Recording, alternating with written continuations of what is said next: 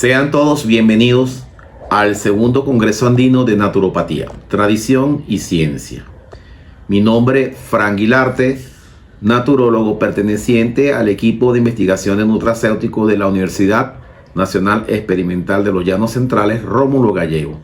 Represento a Venezuela y con ustedes tendremos una ponencia sobre la aceptación de la naturopatía ancestral por los galenos en la actualidad.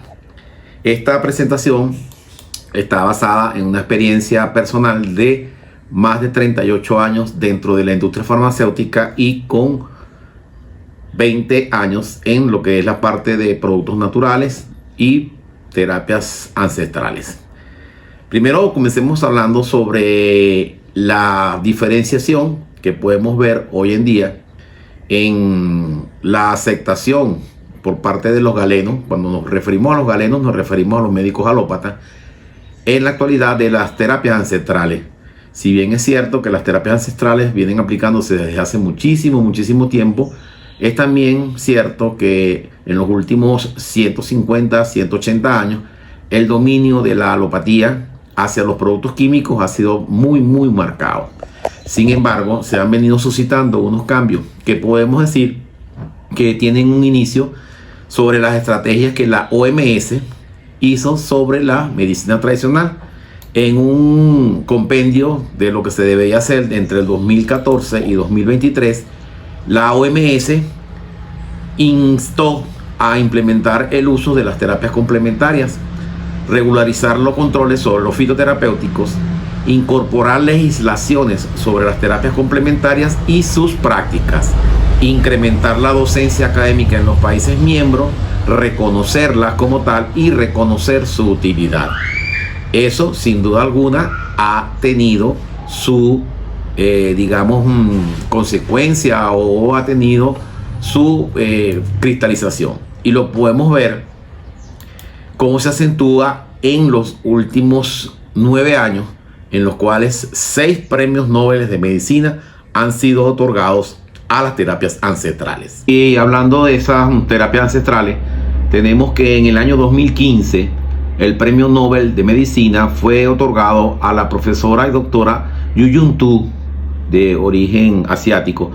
Esta doctora, basado en la información sobre los libros de terapias ancestrales de utilización de las plantas medicinales, logró sintetizar o descubrir el principio activo llamado artemisina, que se consigue en la planta de Artemisa.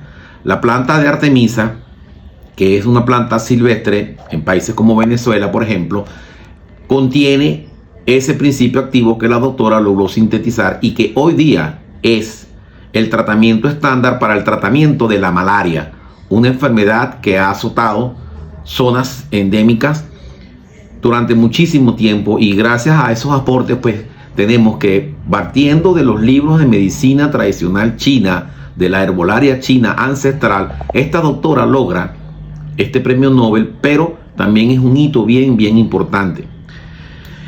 Seguidamente tenemos en el año 2016 el profesor Yoshori Ozumi. El doctor profesor Ozumi logra su premio Nobel de medicina a través de la autofagia. ¿Qué es la autofagia? Es ese mecanismo mediante el cual nuestras células logran canibalizar las células que son de menor calidad y poder eliminarlas más fácilmente y transformarlas en formas de energía y de sobrevivencia. Esto bajo situaciones de estrés catabólico. ¿Cuál es el estrés catabólico? Puede ser el ayuno y puede ser también el ejercicio. El profesor Ozumi, al demostrar la teoría de la autofagia, logra entonces darnos la explicación científica del ayuno terapéutico, el ayuno que viene siendo utilizado por tiempos ancestrales y que en medicina natural nosotros decimos que esta herramienta ancestral, algunos de los investigadores logran identificarla o logran describirla a través de observación, por ejemplo, de los animales. Hablábamos nosotros anteriormente de la demostración de la autofagia, que por ejemplo los perros, cuando se sentían mal, ayunaban y mejoraban. Nuestros bebés, cuando tenían enfermedades, no querían alimentos y mejoraban. Pero hoy tenemos en día entonces las bases científicas de que esto es así. Entonces el ayuno también logra mejorías, y tenemos por qué prácticas como el ejercicio, que viene siendo utilizado desde hace bastante tiempo por médicos cardiólogos, médicos internistas, médicos intensivistas. Ven que cuando la persona hace ejercicio, su condición mejora.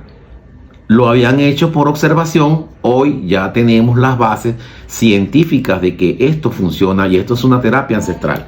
Seguidamente, los doctores Jeffrey Hall, Michel Rosbach y Michael Young de los Estados Unidos en el 2017 logran el premio Nobel de Medicina al descubrir, o mejor dicho, identificar cuáles son los genes que actúan en el ritmo circadiano, es decir, en ese horario que tenemos para que sea más provechosa la alimentación, sea más provechosa la evacuación.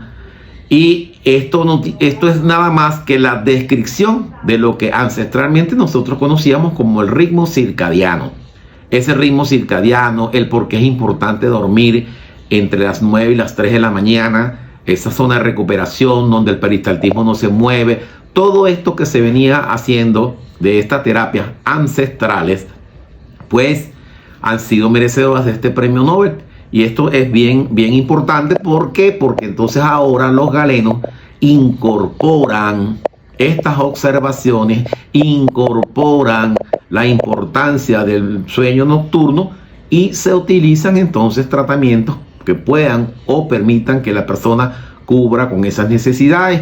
Igualmente, dentro de la parte alimentaria, vemos entonces la importancia de el suministro de alimentos a las horas en que el organismo es capaz de absorberlo en mayor cantidad o mayor calidad, como por ejemplo el ciclo que va desde las 12 del mediodía hasta las 2 de la tarde.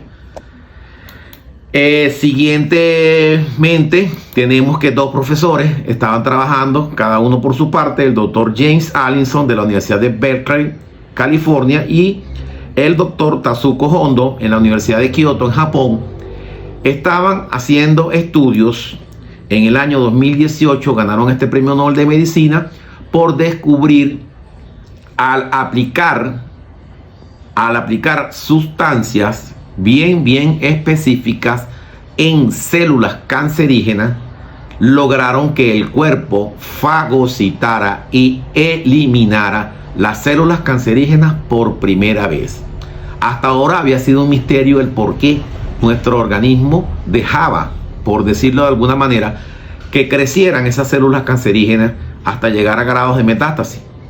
Con estas investigaciones de estos doctores, que por ser investigadores y por haber tenido acceso a personas ya en estado terminal, se cambia, o se debería estar cambiando, el enfoque para la utilización en ciertos tipos de cáncer, sobre todo lo que es en la parte respiratoria y abdominal, que fue donde básicamente fueron estas intervenciones. Esto entonces se trata del mecanismo de nuestro propio cuerpo, de hacer que nuestro propio cuerpo sea quien pueda eliminar las células cancerígenas. ¿Y qué tenemos acá? Tenemos entonces la explicación del por qué existen tantos pacientes que logran remisión de su cáncer con tratamientos naturales, no invasivos, no quimioterápicos, con buenos resultados y sin cirugía. Esto va a abrir un nuevo paradigma, porque el enfoque puede ser que cambie, y es lo deseable. En el 2019, los doctores William Kaelin, Sid Peck y Greg Semanza logran obtener el premio Nobel de Medicina en el año 2019 por sus aportes a el aprovechamiento del oxígeno. Fíjense qué importante es esto. Ellos logran demostrar cómo nuestras células son capaces de sobrevivir, son capaces de adaptarse a las condiciones de oxígeno. Y recordemos que en el año 1921 se otorgó un premio Nobel de Medicina al doctor Otto por sus valiosos aportes sobre la situación de estrés para la proliferación de células cancerígenas. En aquel entonces él hablaba de que las condiciones para que existieran células cancerígenas era falta de oxígeno, falta de agua y acidez del medio. Por eso se habla como la base de la medicina natural, que debe ser alcalino, debe haber oxígeno y debe haber agua. Hoy entonces tenemos la explicación de cómo nuestras células dependen del oxígeno y los receptores de oxígeno a través de este premio Nobel de Medicina. Y digamos en el último de esta serie de premios Nobel, que no se van a detener porque van a venir muchísimos otros más, queda precisamente en el 2021, donde David Julius y André Patapoiken logran demostrar y logran identificar los receptores de la temperatura y el tacto. ¿Qué quiere decir esto? El abrazo terapéutico. El por qué insistimos en el abrazo. El por qué el acariciar puede ser un método de curación. El por qué ese contacto físico, ese contacto de la temperatura, ese abrazo es terapéutico.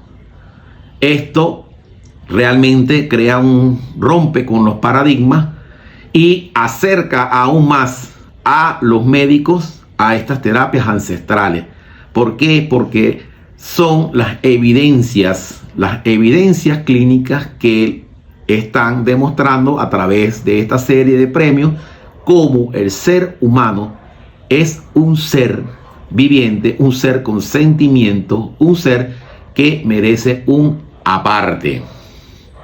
Podemos seguir diciendo entonces que si bien tenemos los premios Nobel, también se habla de un cambio en el hombre, un cambio en el pensamiento del hombre, y hay circunstancias como la pandemia o las circunstancias económicas que se pudiera decir han, digamos, aumentado el consumo de terapias ancestrales y sobre todo de fitofármacos, de la utilización de las plantas medicinales.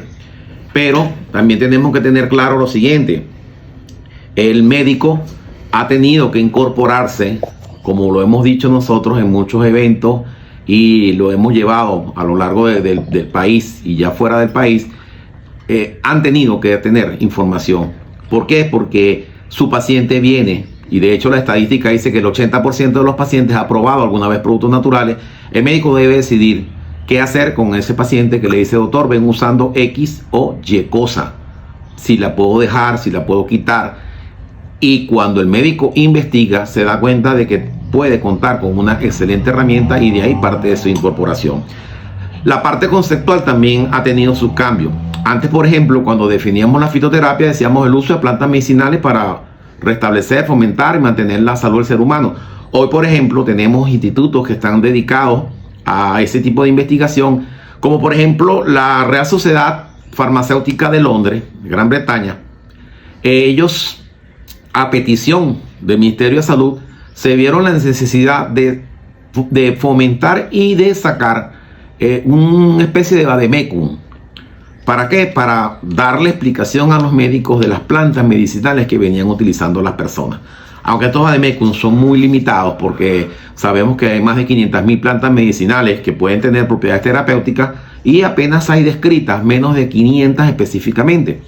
Pero estos vademecum tienen una cierta utilidad. Real Farmacéutica Sociedad de la Gran Bretaña tiene en su concepto, por ejemplo, de fitoterapia, como lo pueden observar acá, que es el uso de plantas medicinales en protocolos basados en la evidencia o en la ciencia para prevenir y tratar enfermedades en función farmacológica de sus principios activos contenidos. Fíjense cómo este concepto llama mucho la atención, porque este concepto nos está hablando de evidencias, protocolos, es decir, términos médicos. Uno de los éxitos de la industria de productos naturales en Venezuela es que incorporó ese lenguaje que venía utilizando el médico para poder ofrecerle la alternativa, y no cayó en cosas del siglo pasado donde lo que había era un real enfrentamiento. Hoy no. Hoy ya en día el médico ve la fitoterapia como una herramienta. También tenemos conceptos mucho más modernos, como por ejemplo el concepto de la fitoterapia clínica. Es un concepto que, si bien fue usado por primera vez en la Universidad de París en los años 70, el médico venezolano Rafael García Chacón en el 2016 implementa unos diplomados en fitoterapia clínica basada en el concepto de que era extraer lo mejor de la herbolaria tradicional con los conceptos de farmacología vegetal, pero que a su vez para la indicación hacía falta la semiología médica, los conocimientos sobre los signos y síntomas, y sobre todo saber cuáles son los principios activos, saber cuáles son las posibles reacciones adversas, pero también saber cuáles son los posibles usos terapéuticos que usted le puede dar a las plantas basadas en evidencia. Nacen los fitoterapéuticos como tal. Los fitoterapéuticos son una herramienta muy versátil, porque los fitoterapéuticos son herramientas de la medicina natural, la medicina ancestral, son herramientas de la medicina alopática, de la medicina ortomolecular, la medicina cuántica, la medicina china, la medicina chamánica. En general, cualquier tipo de medicina utiliza las plantas medicinales. La Organización Mundial de la Salud en el año 2000 declaró que los medicamentos fitoterapéuticos son ideales para la atención primaria y deben ser incorporados en el sistema de salud, cumpliendo con los principios de calidad, eficacia y seguridad. Y la única forma que se puede garantizar calidad, eficacia y seguridad es conociendo los principios activos, como lo dijimos anteriormente, la acción terapéutica que puedan tener esos principios activos, la farmacocinética que le hace el fármaco al cuerpo, la farmacodinamia que le hace el cuerpo al fármaco, posibles reacciones adversas, efectos secundarios, y sobre todo establecer una posología. Para hacer posible esto, entonces es donde nosotros hablamos de que la OMS nos habla de que la utilización de plantas medicinales ha estado asociado con prácticas médico-religiosas, a la charlatanería y al fraude. Lo que ha logrado es que en ocasiones se sobrevalúen los productos y se le asignen muchísimas propiedades que no tienen. La OMS sencillamente no apoya esto. Por eso es que cuando hablamos de la fitoterapia clínica, cuando hablamos de los estudios clínicos y cuando hablamos de este tipo de investigaciones, tenemos que poner a un lado todo lo que signifique la charlatanería, sin poner en tela de juicio las medicinas ancestrales, que es otra cosa. Sabemos de el poder curativo de la mente, sabemos del poder curativo con premios Nobel del abrazo, de la autofagia, todo lo que hemos venido hablando, pero no podemos asociarlo a ritos mágicos. Eso es lo que no debemos hacer. Los principios activos de las plantas medicinales, como ustedes saben, están contenidos en diferentes partes. Puede estar en el fruto, la semilla, la raíz, las hojas, el tallo, la corteza o las flores. Y los principales principios activos se dividen en metabolitos primarios y metabolitos secundarios. Los secundarios están asociados al color, sabor, aroma de la planta, y estos se extraen a través de métodos científicos que nos permiten hacer ese tipo de mediciones. Vamos a hablar, por ejemplo, de los 5 grupos principales, como son los alcaloides, que tienen una potente acción usada en la fabricación de medicamentos y de productos que actúan a nivel del sistema nervioso central. Las aminas, por ejemplo, que tienen una actividad fisiológica, por ejemplo, las histaminas. Los esteroles, que forman parte de las hormonas y de las vitaminas. Los terpentenos, que son aceites esenciales, se usan básicamente en la perfumería. Los glucósidos no glucídicos, que en algunos casos estimulan la función cardíaca, entre otros principios activos que podemos tener y que se describen en el Departamento de Investigación de la Universidad Rómulo Gallego. Se dedica precisamente a conocer los principios activos que contienen las plantas para poder determinar su utilización terapéutica y su seguridad. Los productos naturales, es importante saber que la sustancia activa no es únicamente lo que se contiene dentro del producto, sino que al contener todos sus compuestos, es decir, toda la flor pulverizada, todo el tallo pulverizado y no la extracción de ese principio activo, le brinda un blindaje, válgame la redundancia, que le hace ser más seguro y estar un poco más lejos de los posibles efectos secundarios. Esto se ha demostrado. De hecho, vamos a ver, por ejemplo, acá, como pueden ver acá, esta es la descripción de un producto que le saqué al azar de el mismo libro que les mencioné, de la Royal Pharmaceutical Sociedad Gran Bretaña, donde vemos, por ejemplo, la alcachofa. Fíjense cómo se describe la alcachofa.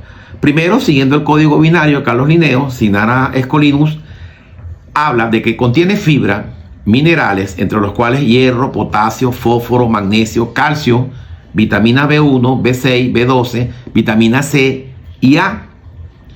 Entre sus componentes esteroles tenemos el ácido clorogénico y la cinarina, que son colentéricos y colagogos, por lo que es hipocolesteremiante, diurética, digestiva y acciona sobre el hígado graso.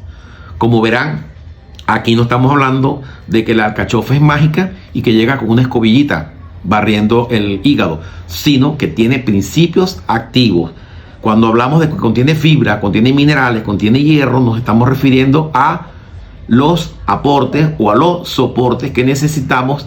¿En qué? En la medicina ortomolecular, por ejemplo. Cuando hablamos de los compuestos químicos, nos referimos a ¿qué? A que esto tiene la descripción como que si fuese un producto alopático. Y fíjense que habla de B6. El tratamiento con vitamina B6 ha sido lo que tradicionalmente los médicos han venido utilizando para todos trastornos del hígado. Por lo tanto, aquí vemos entonces como si se comprende bien las plantas, sabemos que estamos ante un verdadero arsenal en cada una de ellas para diferentes patologías, siempre y cuando podamos aprenderlas a utilizar en forma correcta. Como ustedes pueden ver en esta imagen, no es diferente lo que está en una bolsita de infusión a lo que está dentro de una cápsula blanda o una cápsula dura. A pesar de que las cápsulas duras ya pues están en un proceso de fase, porque vienen tecnologías mucho más modernas que las desfasan, pero no hay diferencia. Lo que sí pueden ver ustedes de diferencia es que hay una pulverización, pero lo importante es que ustedes vean que una trae 10 gramos y la otra trae 500 aproximadamente. Es decir, que los productos naturales que vienen en forma de presentaciones farmacéuticas están muy alejados de los posibles efectos secundarios. Nos marcan una curva mucho más segura a la hora de ser indicados. Tenemos por acá, bien importante para ustedes, que ya los productos naturales han pasado esa etapa y quienes no lo acepten así serán los desfasados, donde el médico ya los acepta, cosas que no se hacía antes. Aquí pueden ver ustedes, por ejemplo, esta es la Asociación Carabobeña de Uroginecología y la Funda CELAC de la Universidad de Carabobo, donde fue realizado un estudio clínico utilizando productos naturales para la mejoría de la calidad de vida y eficacia en la hiperplasia prostática benigna como alternativa terapéutica en varones adultos en Venezuela. El doctor Juan Carlos Rodríguez, médico cirujano y uroginecólogo, fue quien llevó a cabo esta investigación junto con el doctor Carlos Guevara Inciarte en Valencia en el año 2017. Este es un trabajo clínico que marcó pauta en Venezuela porque se trata de médicos y de métodos científicos para la calibración de los productos. Observen acá que el trabajo tuvo sus criterios de inclusión, criterios de exclusión, su protocolo, y en el protocolo, por ejemplo, aquí dice se administró 500 miligramos de un compuesto conteniendo saupalmeto pineón africano, en combinación en una persona de 250 miligramos de pineón africano estandarizado, de otro producto más, y placebo. Tenemos entonces que fue un estudio que fue hecho a doble ciego. Es un estudio que utilizó el placebo. Es un estudio que cumplió con todas las características de ser un trabajo. Y fíjense que aquí tenemos la parte de los resultados. Observen cómo los resultados con respecto a placebo y con respecto a los dos productos naturales que el profesor comparó o el doctor comparó, donde se utilizó el índice ESCOR en los síntomas de la hiperplasia prostática benigna. La relación ESCOR es una encuesta que se utiliza en la medicina alopática para medir la eficacia de los productos alopáticos en el tratamiento de la hiperplasia prostática. El doctor utilizó esta encuesta y los resultados fueron altamente favorables a las dos terapias naturales. Pero lo que es más importante aún es que, como pueden ver al lado, tenemos estudios comparativos de la relación entre la Q máxima de la flujometría. Esto es una medida que nos da un aparato. No es lo mismo preguntarle a una persona cómo te sientes tú, mejor, un poquito mejor, que algo que te mida, como por ejemplo una temperatura. Si un antipirético baja 1 grado, usted dice que es efectivo. Aquí tenemos entonces donde la mejoría utilizando los productos naturales fue mayor, es decir, que el volumen de eyección, la presión de eyección de la orina de los hombres mejoró que tenían hiperplasia prostática y que usaron los productos naturales. Lo más importante aún, lo más importante y lo que realmente cambió, muchas indicaciones en Venezuela de los que pudieron observar este estudio y que hoy en día sé que lo van a hacer y lo van a cambiar, es el estudio comparativo a lo que es la calidad de vida sexual. Como ustedes pueden verificar en revistas como Medline, la información aportada por productos a base de finasteride, por decirles algunos, o de tansulosina, podrán observar que aparece encartada la reacción adversa que tienen sobre la función sexual, en lo que es el volumen de eyaculación, en lo que es la libido y lo que es los trastornos eyaculatorios. Fíjense que entonces acá podemos ver que los productos naturales que fueron utilizados en este estudio, tenemos una diferencia significativamente mayor en cuanto a la mejoría de las erecciones, mejoría de la libido, y no hubo trastornos eyaculatorios en prácticamente ninguno de los pacientes que utilizaron los productos naturales. Como les dije, esto abre una gran ventaja porque tú puedes tener dos productos que funcionen bien en la hiperplasia prostática benigna, pero uno tiene esos problemas secundarios y el otro, por el contrario, los mejora.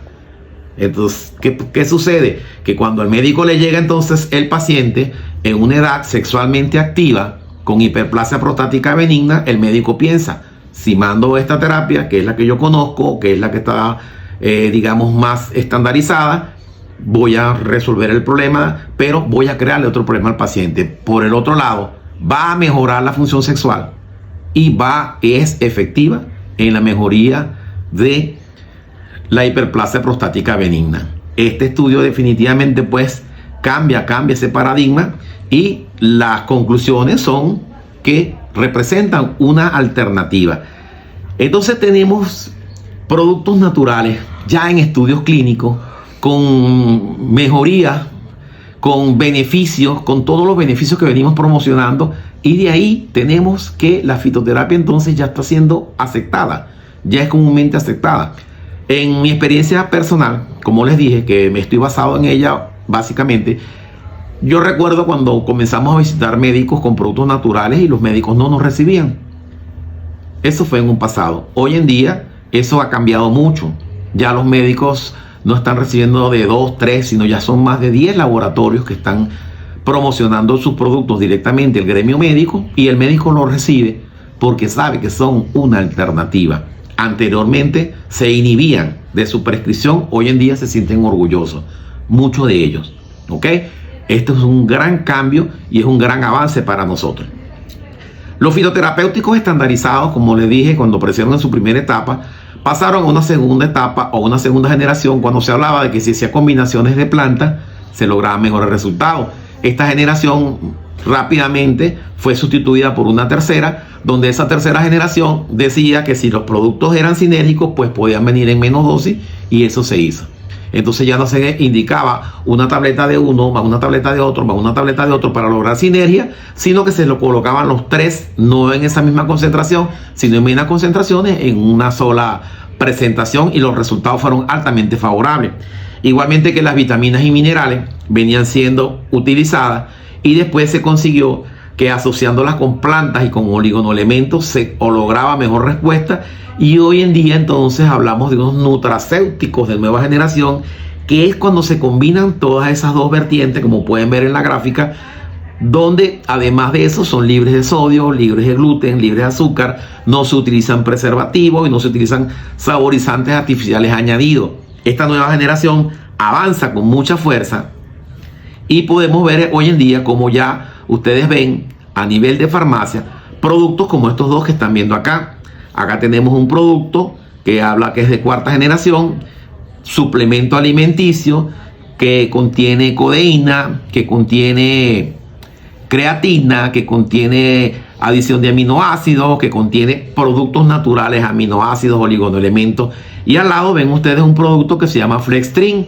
Este producto que está indicado en artritis, artrosis, vemos que es una combinación de glucosamina, condroitina, colágeno, contiene calcio, contiene magnesio y contiene dos principios activos como lo son el metilsulfonilmetano, que es un principio activo azufrado que permite que las macromoléculas de glucosamina y condroitina penetren mejor al tejido. Tienen un efecto analgésico que alivia el dolor desde una primera toma, son tratamientos prolongados y además de eso contiene ácido hialurónico. No solo eso, sino que además estos productos nuevos, como pueden ver acá el Flextrin, contiene una tecnología nueva que se llama Speed Gel, que es una cápsula blanda de nueva generación. La medicina natural, los tratamientos naturales avanzan hasta estas nuevas generaciones de productos que presentan estas grandes ventajas, por nombrar dos productos comerciales acá. Son fórmulas, como les dije, 7 en 1, que permiten meter 7 componentes en uno, como el caso del Flextrin, y que ha tenido una gran aceptación por parte del gremio médico en Venezuela, sobre todo a nivel de traumatólogo y reumatólogo. Anteriormente, recuerdo en mis años de visita, llegaba un traumatólogo y tú no le hablabas de colágeno, tú le hablabas de analgésicos no narcóticos, analgésicos narcóticos, tú le hablabas de AINES, tú le hablabas de las ventajas de AINES, le hablabas que si el AINES podía pegar más o podía pegar menos en el estómago, pero mencionarle a un médico traumatólogo, nutrición, hablarle de colágeno, hablarle de condroitina, hablarle de glucosamina, hablarle de... Eso no se veía. Hoy en día ya los médicos traumatólogos saben y aceptan que los coadyuvantes de tipo nutricionales son necesarios, porque la simple analgesia, la simple anestesia o los tratamientos para aliviar el dolor, que no van a ser sustituidos, necesitan del soporte nutricional para que el paciente logre su mejoría. Tenemos entonces como el mercado venezolano, pueden ver acá esta data, tenemos en este momento 102 productores nacionales, 400 casas de representación, 1.200 droguerías en apenas un universo de 8.000 farmacias. Los centros de atención no han aumentado en la cantidad que deberían aumentar. Tenemos un déficit bien alto en esto y podemos resumir que los grandes problemas de la industria en este momento son que nos enfrentamos primero que nada a un cambio, una fecha de expiración de 5 años a solo 3. El porcentaje real de las ganancias de la farmacia fue mermado. La ley de costos también atenta contra, digamos, estas promociones, estas políticas que nos permiten llegar más a los médicos. La prohibición de ventas entre droguería, metraje entre la farmacia fue eliminado. La oferta es muy superior a la demanda en este momento en Venezuela, porque tenemos problemas de poder adquisitivo en general. Esto ha llevado también al uso del fitoterapéutico en forma directa. También hay una estadística bien grave y se habla de que solo el 32% de las compras de medicamentos provienen de la consulta al médico. Las personas están comprando fuera de los canales regulares, como son, por ejemplo, las ventas directas a la farmacia.